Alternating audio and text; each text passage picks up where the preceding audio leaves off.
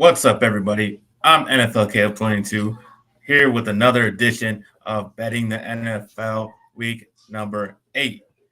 And as always, I'm with my co-host DWeezy. What's going on, man? Looking to bounce back from, a rough week. It was not friendly. Found myself on the wrong side of a couple upsets. And Yeah, we've all been there. We've all had those weeks. So definitely happy that a fresh week is on the horizon and can look to make back some of what was lost last week. yeah. I'm right there with you in the same boat of the sinking ship. That was the gambling week this past week. Just terrible. I just was terrible. Been terrible for a couple weeks now, but there's always lulls, but we're gonna get back on a high. Um, Before we do, let's say what's up to my dad. What's going on?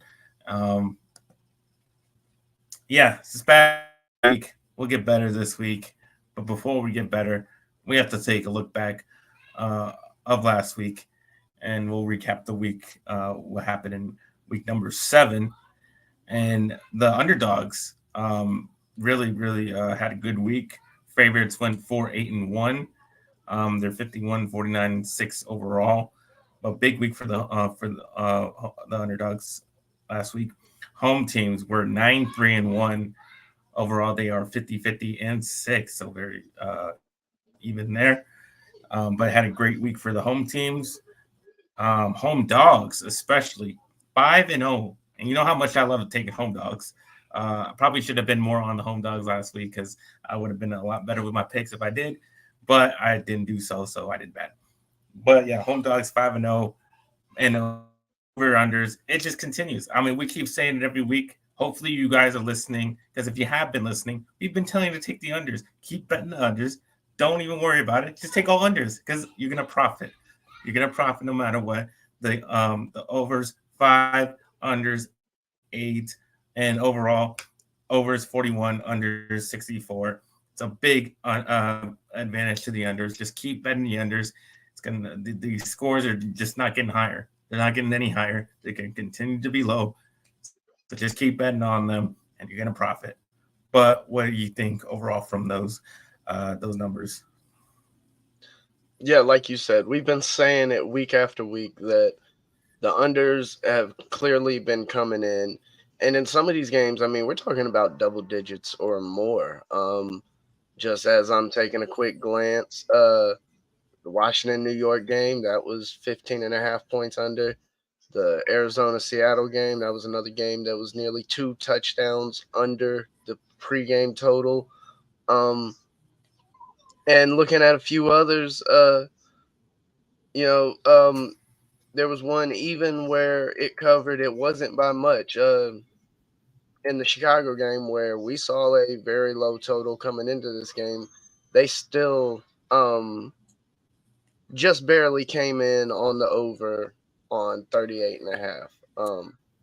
So, as you said, the unders have, continued to come in, and there's nothing to look at, or there's no reason to say that this won't continue.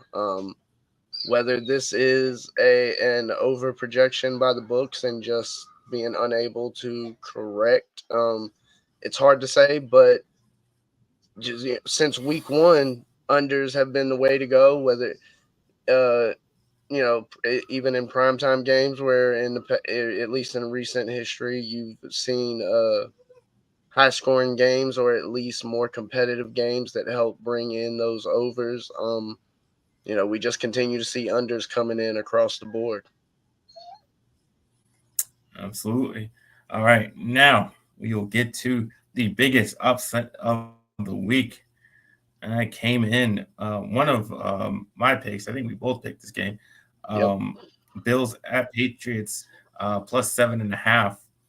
Um, I always say it. It's dangerous. Take a big spread in divisional game, especially when it's the underdog is at home. It usually favors them. We went through that all last year, and we saw how how it turned out then, and it turned out that way in this game as well.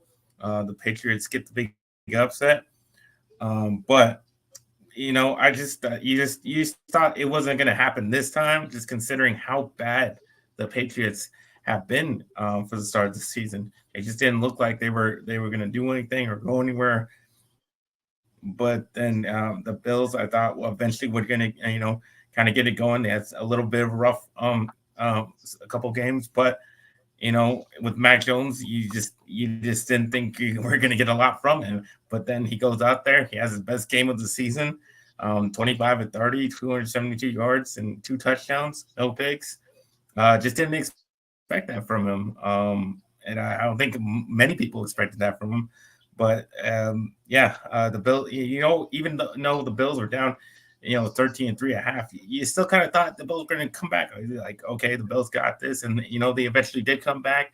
They got the lead, but then they couldn't hold it because Patriots with like 2 minutes left came down, and their offense is not good. Yep, somehow they went right down the field on the Bills defense and scored that game winning touchdown, and that was the game. And they got the upset. So really, the Bills had no chance of really covering the spread because they couldn't even get the win. But that's just those divisional games are tough. Yes, definitely expected more out of the Buffalo Bills in this matchup. Um, as you said, divisional matchups are tough to handicap, and you know, found myself on the wrong side of this matchup. Uh, but I think more importantly, especially if you're a Bills backer, this was a very alarming game because a lot of people, including you and I, expected this to be a bit of a bounce back matchup for the Bills. Um, a chance for them to right the ship, and that was clearly not the case. If you had the Bills on the spread, even at halftime, you didn't feel that there was any chance that they were going to come through and cover this number, and so it was definitely a little bit of an eye opener because unless we see a change in Buffalo, I think it would be a big mistake to back this team in a high spread game just because the the expectations of what you're going to get offensively seem to be changing in comparison to what we've seen in the past. And if if the Bills aren't going to be going out there with that high powered offense that we've seen, um, you know, unders are definitely another. Bills games unders may be something to potentially target, but if they're not going to be going out there putting up 28, 30, 34 points a game, it's hard to back them in some of those bigger spread situations where you need to cover more than a touchdown, almost needing two scores to clear the spread. Yeah, and that's a big difference from what they were last year. Because when last year when they won games, they won pretty convincingly in most of their wins, and they definitely covered those spreads. Um, but this year, just like you said, it just doesn't seem like the case, and they're struggling to even get the wins that they have gotten, and losing to teams like the Jets and the Patriots that they shouldn't. But so it's going to be tough to bet them going forward. Like you said, so you just maybe want to be cautious and see what the matchups are and those Bills games. But next, we will get to the bad beat of the week, and that came in Cleveland Browns -2.5 at the Indianapolis Colts. This was a bad beat in multiple fronts. The first one was that obviously if you were on the Browns, you were not able to cover a very small 2.5 point spread. They just get that 1 point win. But on the second front, this was a terribly officiated game. The Colts just got completely screwed in the end. So if you were on the Colts on the money line, I definitely feel for you because in that they just get called for two penalties in the final drive of the Browns that were kind of bullshit. I mean, that shouldn't have happened. They get a pass interference call that was clearly not catchable. they get an illegal contact that looked like the receiver pushed him off when they got the sack fumble, and that would have ended the game right there. If the Colt, if that call stand and they got the fumble, game over, Colts win. But then, yeah, they called the penalty, dumb penalties. I don't agree with them. I think the Colts got screwed, and all those who bet on the Colts on the money line definitely got screwed. And it just always sucks, and I think it's an extremely bad beat when the refs decide the game, and I think that's what happened in this game. Yeah, you definitely don't want to see the refs being involved in this fashion. Now, it's one thing that if it's a blatant penalty, a ref you have to call it.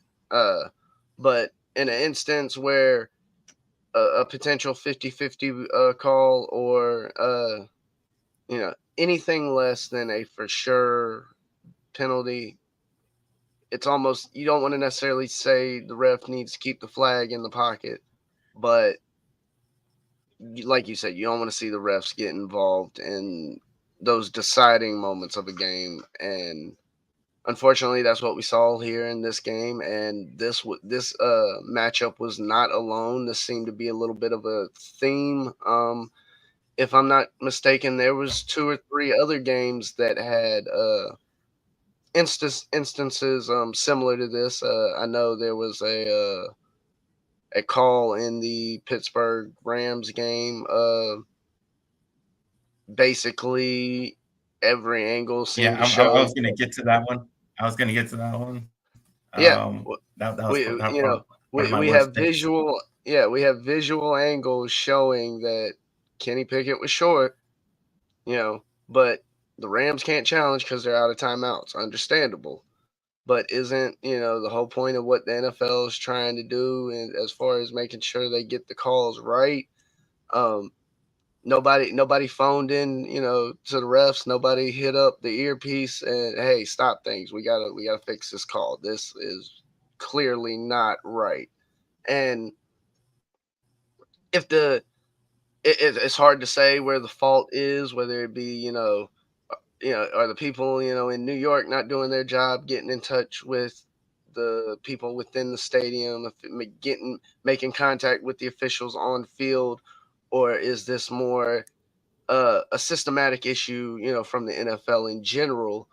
Either way, uh, it just further makes especially your refs, it makes them look bad, because one, they got the call wrong, and then basically the systems you have in place to potentially try and correct it fail, and so it only compacts that embarrassment. When if this was just simply a matter of the refs on the field got it wrong, people from New York made a phone call, made contact, whatever, they changed the call, they changed the spot to the correct spot, and you keep the game moving, nobody's talking about this. It may get talked about for a day or two at most, but that's it.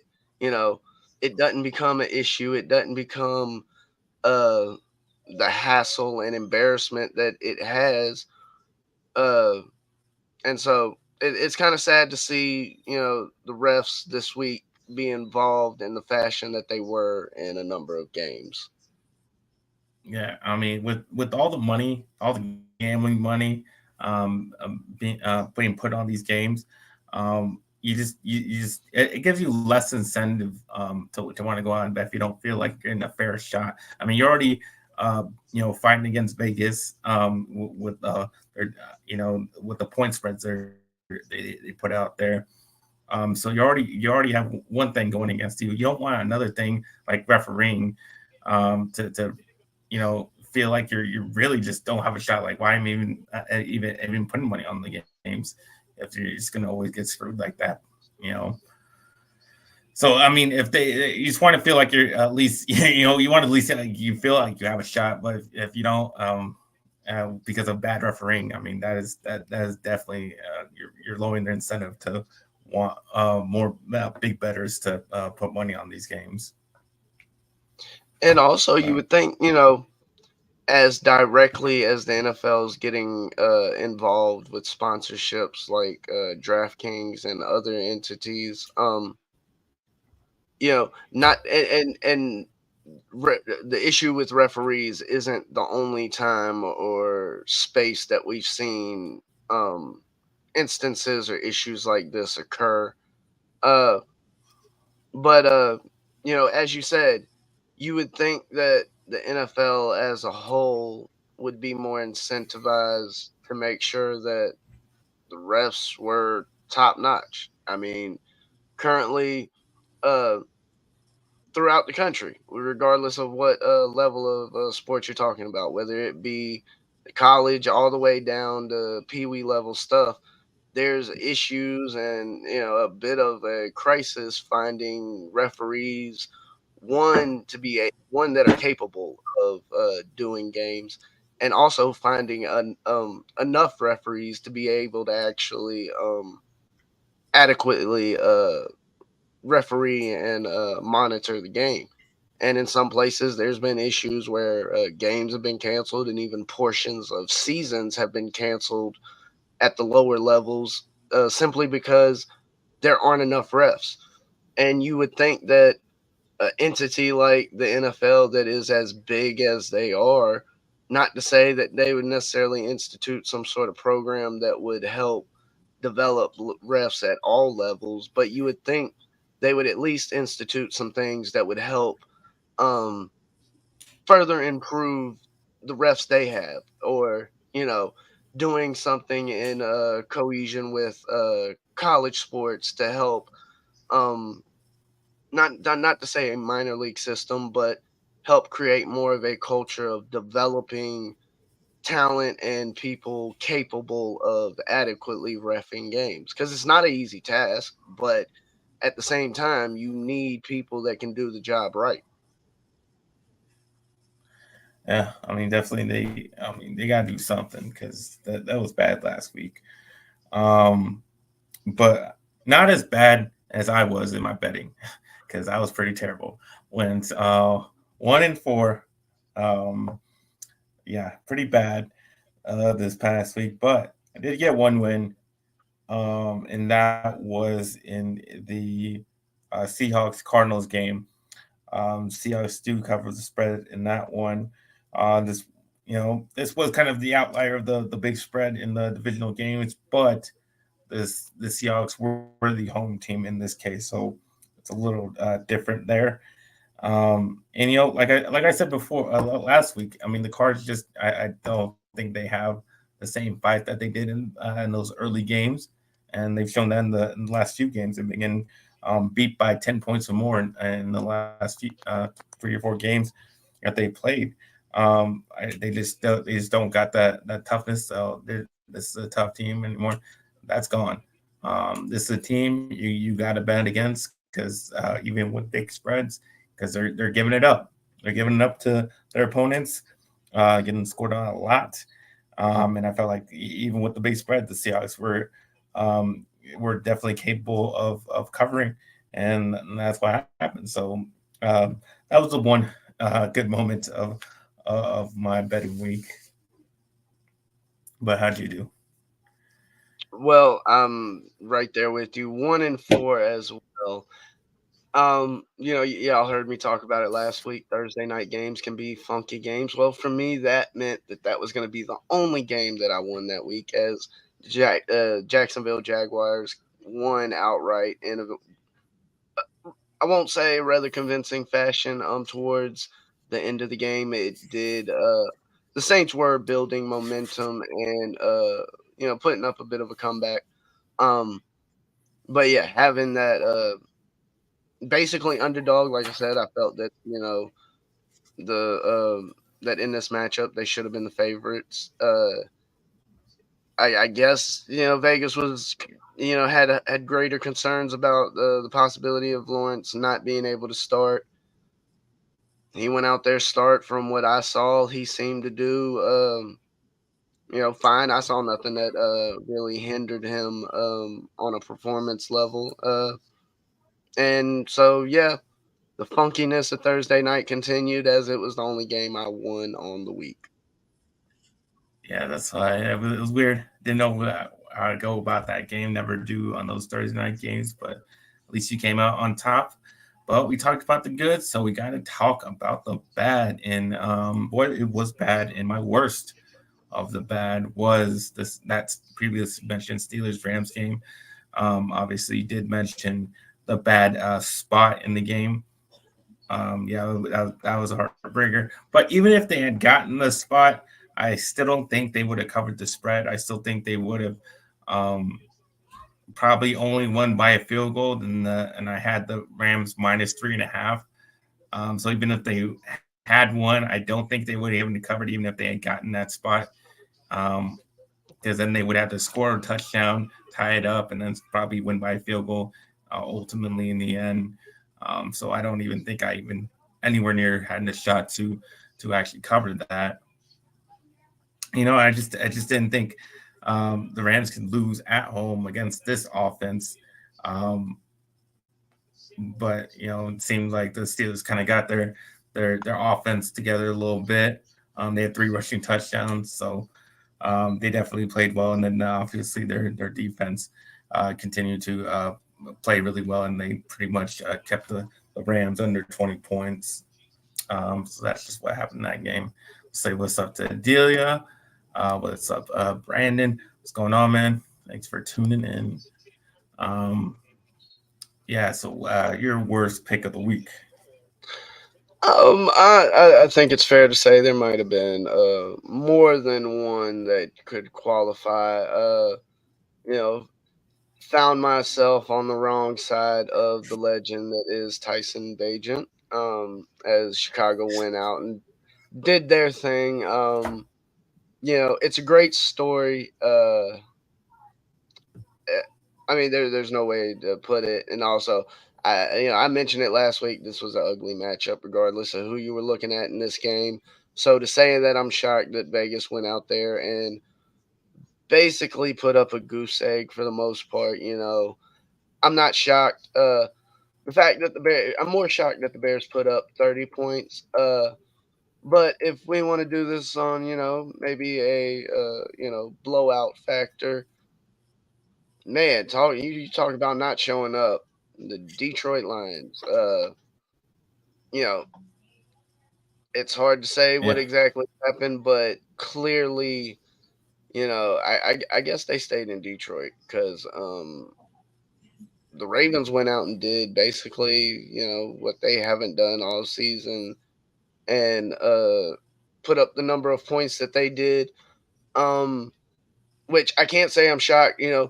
My expectations of the Ravens offense was to see more games like this earlier in the season, yeah. and That that's why I didn't make it the worst pick, because you never know with the Ravens. They could be really good. They could be kind of give up a bad game. So that's why I didn't say it was my worst pick, because that's kind of you're taking a chance of the Ravens putting out the stinkers that they have done in the past. But then you also you're at risk.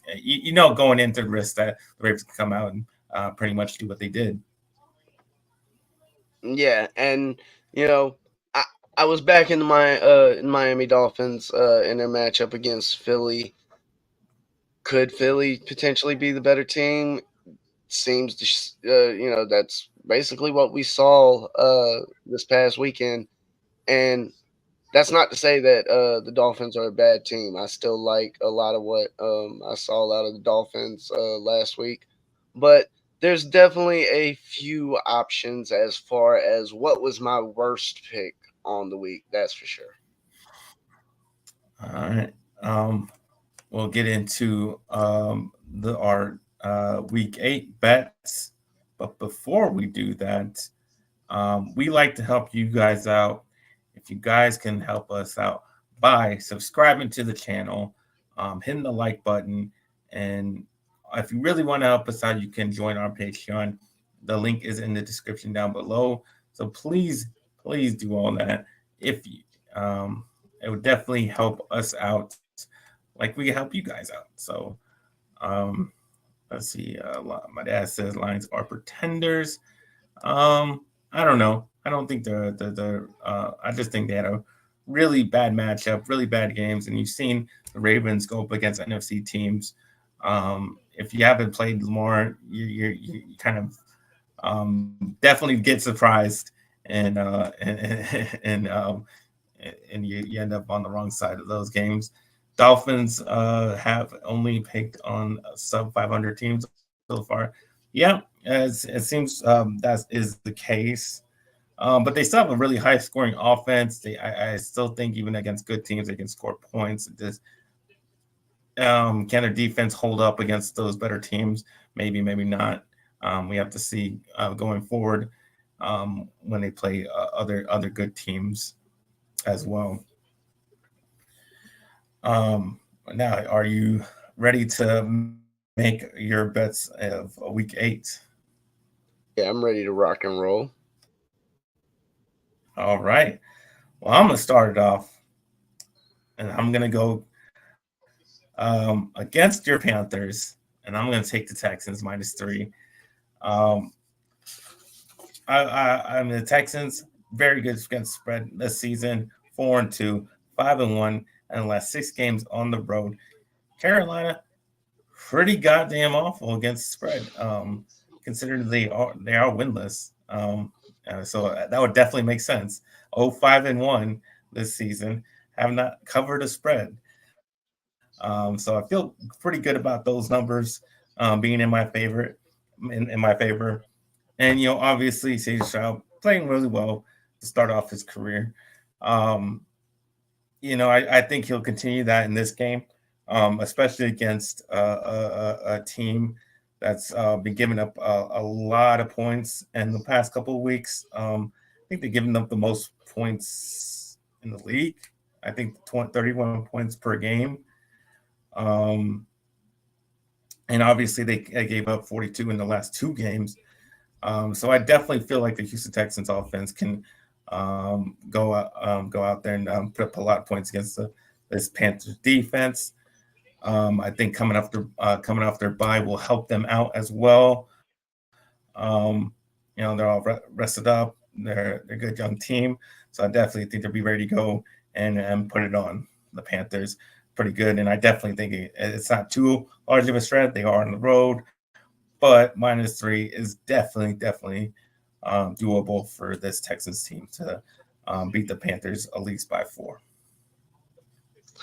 Yes, you are a smart man because I'm right there with you. Everything you said is accurate and on point.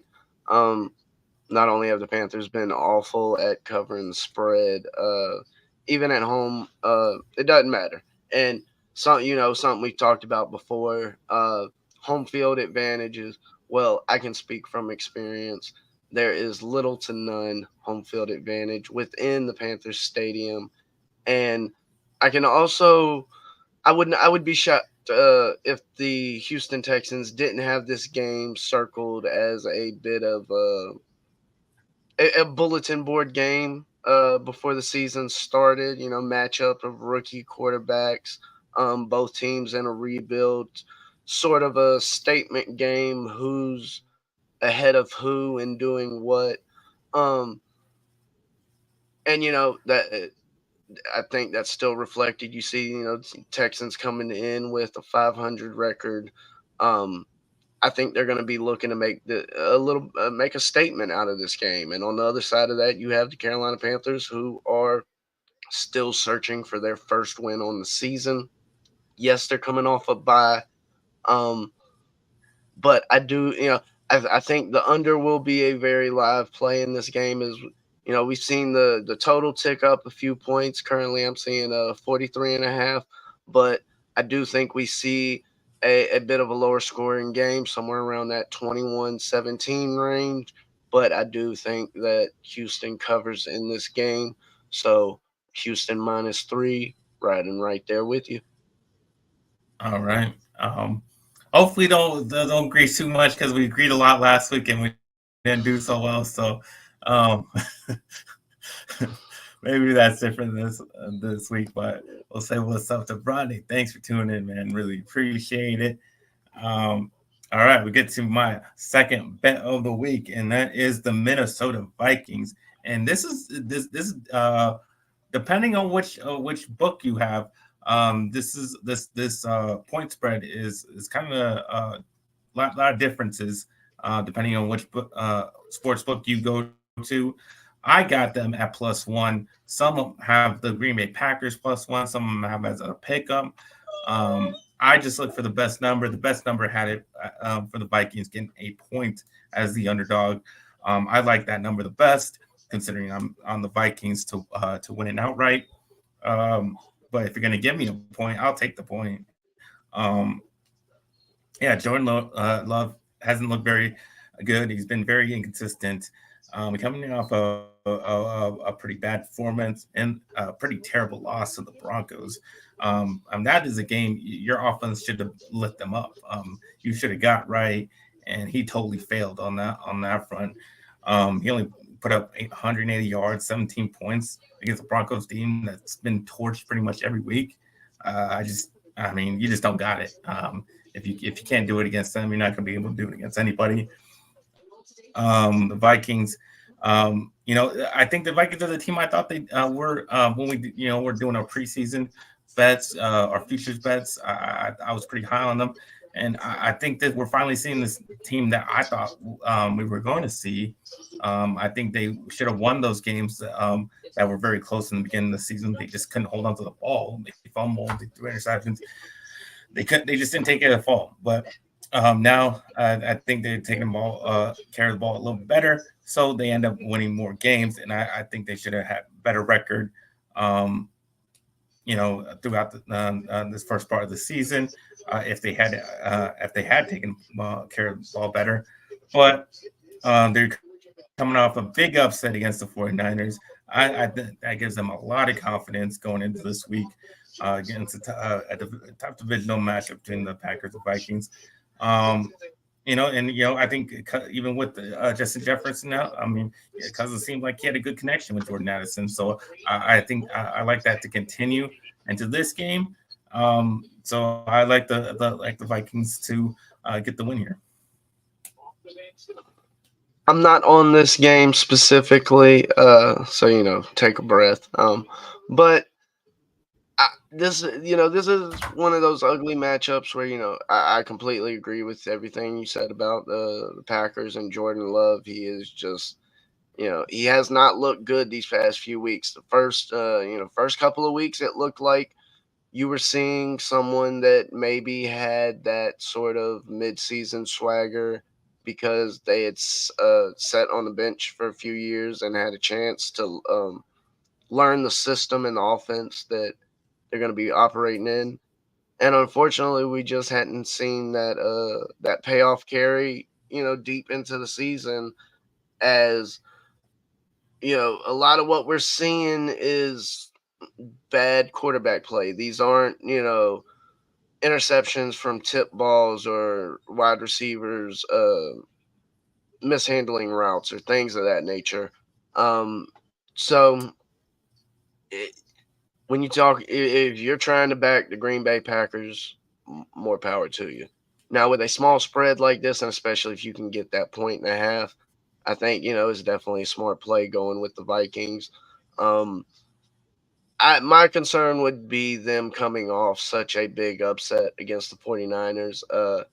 Yes, that Kirk Cousins, Jordan Addison connection seems to be very strong, and it almost makes you wonder what this team could be if they did have Jefferson still out there, because he seems to have that midseason form already. I mean, this isn't the first game that he's had a bit of a standout performance, and when you go out there and you're doing things that have you put in the same conversation as Randy Moss, it's a hell of a performance, and I don't care what you did. Moving into my second pick on the week, I'm gonna be going to a team that I faded before, and I'm gonna look to do it again. As they are 1-5-1 against the spread over the last six, and that's the New Orleans Saints. As I'm gonna be taking the Colts plus the 1.5. Um, Earlier this season, I thought it was a little bit telling that even in the sports books, they seem to think that the Colts were a better team with Minshew under quarterback versus Anthony Richardson. at least from the immediate standpoint as far as getting wins and losses, and the fact that we're likely to see Minshew for the rest of the season as Richardson's going to be out. Um, Getting a point and a half versus the Saints team that has struggled all season long. One, as I said, 1-5-1 against the spread. On the other side, you got the Colts who have been 4-3 against the spread. The Colts are at home, getting that plus 1.5. I'll be riding with the Colts in this game. Yeah, that's just a weird one. I just don't really have a feel for that game. Like I said, it's just a 1 point spread. It feels like to me it could be either or. It, either one can come out the winner. To me, yeah, I'm really not sure what to make of that game. Kind of, you have your backup with the Colts, but they look pretty good last week. Probably should have won. And then the Saints, they look pretty bad the first half, but then they come back in the second half and make it a game. So it's just kind of up and down with that team. So I don't know. I don't know with that game. That's a really interesting game to bet on. Um, but yeah, that's just my thoughts on that one. My next bet is the Jacksonville Jaguars at the Pittsburgh Steelers.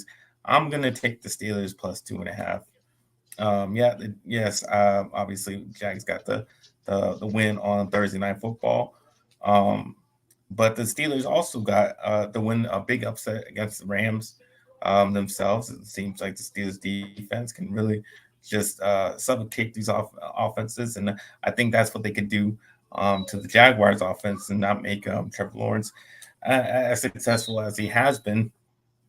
And like on Thursday night, you saw that the in the second half they kind of let the Saints come back a little bit, kind of hang in there. And I think the Steelers can kind of do that the same thing, kind of make a comeback, even if the Jags do get up. Because I think they're all, like I said, the offense kind of been getting a little bit better. Kind of things getting a little bit better, but I think that they can continue to build on that. Um, and also they're going against and the reason why I feel like they can do that because they're going against the Jaguars defense, specifically their passing defense, which is second worst in the league. So if he's going to get right, I think he can get right against this Jaguars defense. Steelers 8-2 against the spread in the last 10 games. Um, you saw how the home dogs, you know, played out last week, 5-0. Taking a home dog here, hoping that trend continues into this week, so I can get this win. Yeah, I definitely feel you with the home dog concept. Moving into my next pick. Let's see. Who do I? All right. Now, this is a number that if you played this a day or when it first opened, or even yesterday, or depending on where you're at, maybe even possibly early this morning, you were able to get this number at a few points higher given the news that we got today coming from San Francisco. But I will be riding with the Bengals. Plus, I was able to get it plus 3. If you can find out plus Yeah. 3.5 or higher, still Oh, I got it go better than ahead that. and I got it jump on that. plus 5.5. Oh, nice. See, yeah, in some places, even as early That was or before the as news. That was before the news came out. I made this bet. So if you exactly. can, Uh, that's part of the advantages of betting early because you never know what's gonna happen later in the week. But if you got it right the beginning of the week, you get it was 5.5 at least for what I saw. yes. So now I still like this number at plus 3. But like Caleb just said, there are advantages like that that come with being able to bet a number early. I'd definitely like this number better at a plus 6 or a plus 5.5.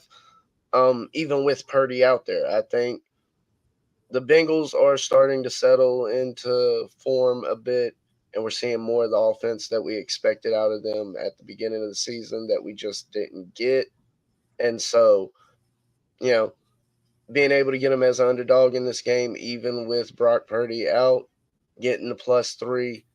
I'm gonna be riding with the Bengals in this game, and from the sound of it, Caleb is too. Yeah, that is my next pick. The Bengals seem to, starting to figure things out on offensively. Joe Burrow seems to be getting a little bit better from that calf injury, and they're coming off a bye. And on the other side, the 49ers are coming out a short week playing on that Monday night. So definitely that's a definitely advantage for the Cincinnati Bengals having a lot more off time than the 49ers after taking a big upset loss against the Vikings there. And I think the Bengals need this more because their division is extremely tough. I mean, they need to keep pace. They need to win this to keep pace with all the other three teams in the AFC North. So I definitely think the Bengals really need this win more than the 49ers do. And then obviously they're gonna miss their quarterback and Brock Purdy, so that's a big as a big advantage for the Bengals. And we'll see about the other pieces that they were missing last week. They're still questionable for going in this game. We'll see who plays, doesn't. If they're missing even one or two of those pieces, that's definitely going to go in the Bengals' favor, and that's why I love the 5.5 number going for the Bengals because I definitely think they can cover that. All right. And moving into my next pick, it's a division matchup. I typically don't like to see these with a touchdown spread or higher, but I'm going to one that has been rather successful over recent past, and that's Kansas City taking on the Denver Broncos. Um, the Broncos have been a complete mess. There's no telling what's going on in Denver as far as the Broncos go, especially from offensive standpoint. And while Kansas City has struggled this season a little bit on the offensive side of the ball, we've also seen that when Kelsey is healthy and out there in a full time capacity, this offense has no issue going out there and dominating a game. Um, so to be able to get this number closer to that touchdown mark, I definitely feel more comfortable with that versus say an 8.5 or something closer or in that range. But Kansas City -7. I just don't see Denver coming out and being able to put up the points needed to keep up going up against this Kansas City defense, which uh, I don't want to say they seem to be under talked about this season. I think Kansas City's defense has definitely been one of their stronger points, even as the offense has um, gone through its struggles so far. Yeah, their defense has definitely been better than it has been because I think that was always what we were saying before that their defense wasn't very good, and a lot of what Patrick Mahomes was covering up for them seems kind of the opposite. Patrick Mahomes has been kind of a little reckless sometimes with his throws, and defense has been actually covering up for him sometimes in certain situations in this season. So they definitely got that going from, but it's just, I mean, this is kind of the same situation we were last week with the Bills and Patriots. Kind of felt like the Bills are going to go out there and stop them out. Kind of, I feel like you. I feel like the Chiefs are going to go out there and stop them out, but then they don't, and the Broncos get the upset somehow, or they at least cover the spread and they keep it close. And that's just what I fear about this game. That's why I don't like going into those type of games twice in a row. I'll just take a more we'll wait and see, and that's why I'll stay Well, away from I will that say tough this: division. looking at their looking at the past games from this season, this defense hasn't given up more than 21 points, and that 21-point performance came in the loss against the Lions at the beginning of the year, which was without Chris Jones on the defensive line. and multiple times they've held their opponents to single digits, and in what was that, two other games they didn't even allow the opponent to get to 20 points. So it will if sorry Adelia, but it's gonna look like a long day when this Broncos offense steps out there against the defense of the Kansas City Chiefs. Yeah, more than likely. I'm just not willing to bet it this week. But we'll get to my last bet of the week, and that is the Las Vegas Raiders at the Detroit Lions. I'm taking the Lions -8, big point spread, but I'm not going to overreact to the Lions getting their ass kicked this past week. Like I said, NFC teams versus Ravens. Seen more for the first time. It's different. You don't really see them a lot. So I'll just chalk it up to that. So I still think they are a good bet this week and going forward, and definitely against the Raiders. I mean, who looked really bad last week. Um, I like teams coming off an embarrassing loss. They us at least good teams that come off an embarrassing loss, and I do think the Lions team are good, and they usually show up the next week, try to prove that, try to put it behind them, and really come out with full force. And I think that's what's going to happen this week, and they're just going to put it on the Raiders, um, and try to prove themselves that they really are a legit team. So they'll definitely score a lot of points, which they definitely are capable of. It's Raiders defense giving up a lot of points, 30 points to Tyson Bagent in the Bears offense, which is really bad. So it's not even really about who's quarterbacking for the Raiders. Their defense is really bad as well, and the Lions can definitely take advantage of that. Raiders have can't score. Doesn't matter. Like I said, doesn't matter really who's quarterback because they failed to score 20 points in 6 of their first 7 games. They don't have enough offense to keep up with this Lions team. Um, so yeah, Raiders 2-4 against the spread. Last 6 games, 1-5 on the road against the spread. Lions 14-3 against the spread. Last 17 games, 7-1 on last 8 games at home. So all numbers point toward the Detroit Lions covering -8. Yeah, I was looking at this game as a potential pick of mine this week. More, my concern, I don't like that number as high as it is, though. As you said, the Raiders have been a very bad team so far this season. Um, you know, I would expect that the Detroit Lions, go out there and put up a lot of points. I think that their offensive line will be able to not necessarily neutralize, but at minimum keep up with the defensive line of the Raiders, which in my opinion is probably one of the best, better if not best units on that defense.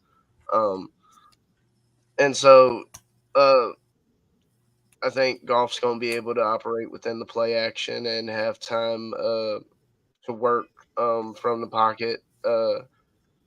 And if that occurs, then I definitely think the Lions can win this game easily.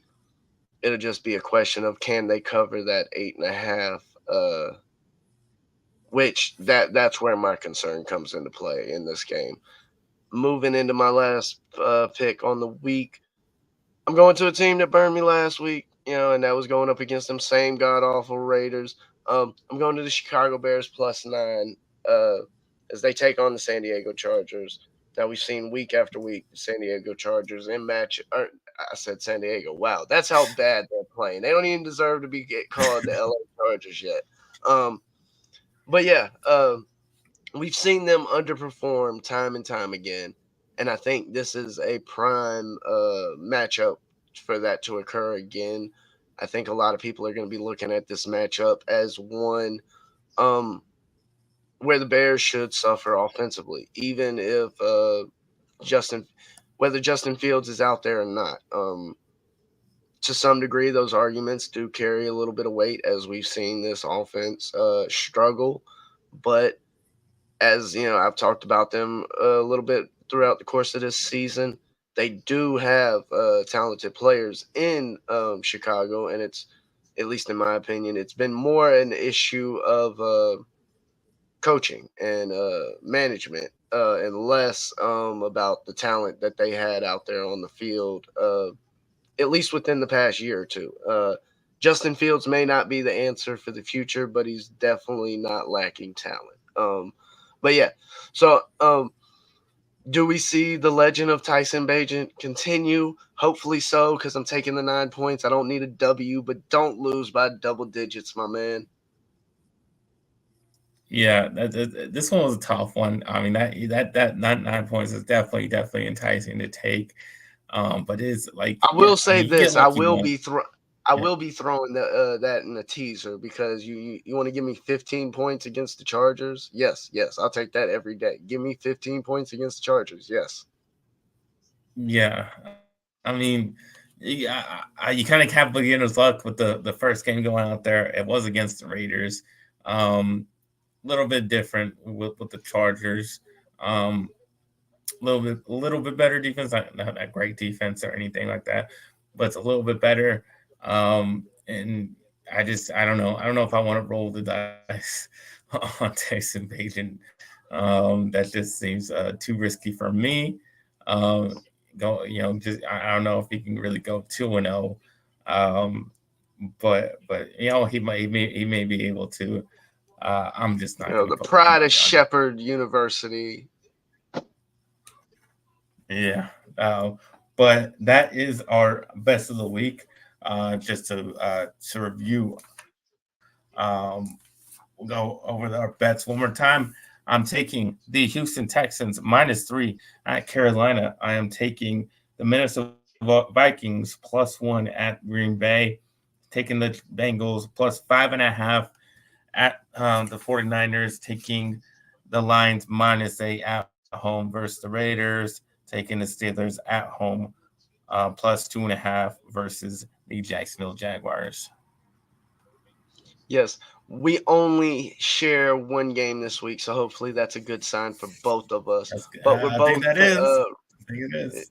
yeah, we're both riding with the Houston Texans as they take on my Carolina Panthers. You know, the Panthers are playing so bad right now. I got to think back on the, prior times when it was much better, but I'm riding with that same play. Texans -3.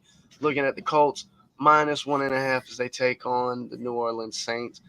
Chiefs -7 as they take on the Broncos. Bengals +3, if not higher, depending on where and when you got the number, as they take on San Fran. And I'm gonna be riding with the Chicago Bears on Sunday Night Football, taking the +9 as they face off against the Chargers. All right.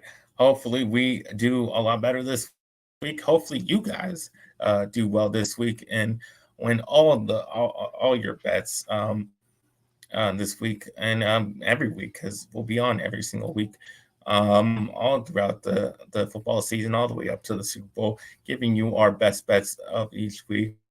So hopefully you tune in. Keep tuning in. We'll keep giving you bets. You can fade us. You can go with our picks. Either way, whatever works for you, as long as you're winning money. That is the goal of the show.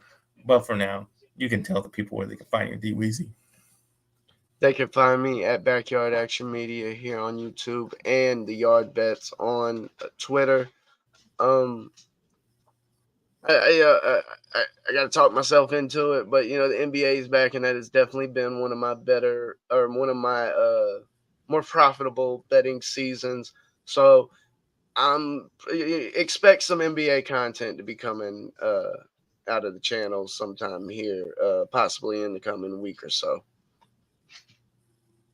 All right, you can find me at NFLK22 on Instagram and Twitter/X. You can find me on this channel doing Good Friends, Better Rivals every Friday at 3 o'clock with my co-host Ferris Mudana, talking Cowboys, talking Giants. Obviously, Cowboys were on a bye this week, so we'll be talking mostly about the Giants' big win over the Washington Commanders. So definitely tune in for that, and we will also preview these games coming up. Cowboys, Rams, and not for who the Giants are playing, but we've gone over their game as well. So hopefully tune in for that. Also, if you have a question about betting any of these games on the NFL, please leave a comments in the comment section. We would love to answer your questions. Yeah, go ahead and do that, and come back next week, and we'll give you our best. We'll do it again. But like I always say, let's get ready to make that money.